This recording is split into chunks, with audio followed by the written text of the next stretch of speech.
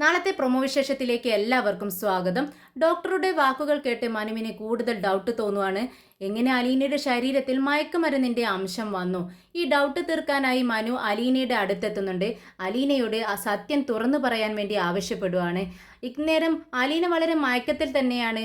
വളരെ ബുദ്ധിമുട്ടിയാണെങ്കിലും മനുവിനോട് എന്താ മനുവേട്ട ഇങ്ങനെയൊക്കെ ചോദിക്കുന്നതെന്ന് ചോദിക്കുകയാണ്. ഇത് കേട്ട് മനു പറയുന്നുണ്ട്, ഇല്ല, എനിക്ക് നീ പറഞ്ഞതിൽ ഒട്ടും സത്യമായിട്ട് തോന്നുന്നില്ല. പോലീസുകാരോട് പറഞ്ഞതുപോലെയല്ല, നീ എന്നോട് സത്യം പറയണം. എന്താ നിനക്ക് സംഭവിച്ചത്?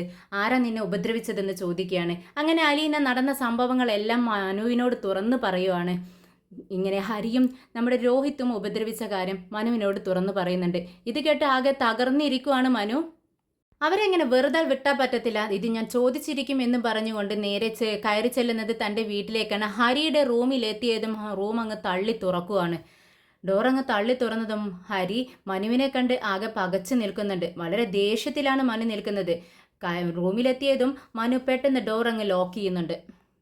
എന്താ എന്താ മനുവേട്ടാ എന്നിങ്ങനെ ചോദിക്കുന്നുണ്ട് ഹരി. പക്ഷേ നിനക്കൊന്നും അറിയില്ല അല്ലേടാ എന്നും ചോദിച്ചുകൊണ്ട് മനു നമ്മുടെ ഹരിയുടെ ചെകിട്ടത്തിട്ടൊന്ന് കൊടുക്കുന്നുണ്ട്. പിന്നീട് തലങ്ങും വിലങ്ങും അടിയാണ്. തലങ്ങും വിലങ്ങും ഇട്ട് അടിക്കുന്നുണ്ട്.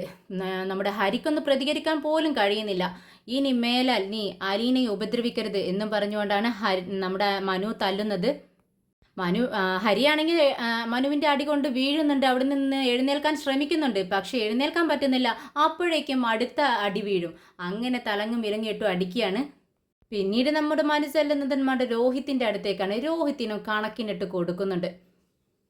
ഒന്നും ചെയ്യരുത്, ഇനി ഒരിക്കലും അങ്ങനെ സംഭവിക്കില്ല, അബദ്ധം പറ്റിയതാണെന്നൊക്കെ വിളിച്ച് പറയുന്നുണ്ട്. എന്നാൽ ഹരിയെ അടിക്കുന്ന സമയത്ത് ഹരിയുടെ റൂമിൽ നിന്നും സൗണ്ട് കേൾക്കുന്നത് കേട്ട് നമ്മുടെ കമലം അങ്ങോട്ടേക്ക് വരുന്നുണ്ട് കേട്ടോ.